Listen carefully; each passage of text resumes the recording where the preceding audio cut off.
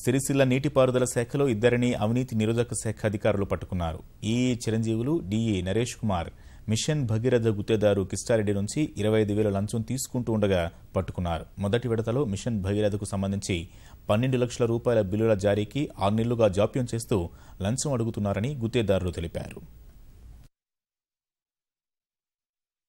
వెంకటరావుపేట గ్రామానికి సంబంధించిన pickup year నేను కాంట్రాక్ట్ ద్వారా పొందినాను. దానికి సంబంధించిన పని మొదటి దశ పూర్తయింది. 12 లక్షల రూపాయలు నాకు వచ్చేది ఉన్నది. ఆగస్టు సెప్టెంబర్లో పని అయిపోయింది. నా బిల్లు ఆపినారు. నేను పైసలు ఇవ్వడం ఇష్టం లేక సంబంధిత ఏసీబీ అధికారులను కలవడం జరిగింది. ఇద్దరి దగ్గర నుండి డబ్బులు స్వాధీనం చేసుకోవడం జరిగింది. సంబంధిత మొత్తం రికార్డ్స్ అన్నీ కూడా మేము సీజ్ చేయడం జరుగుతున్నది.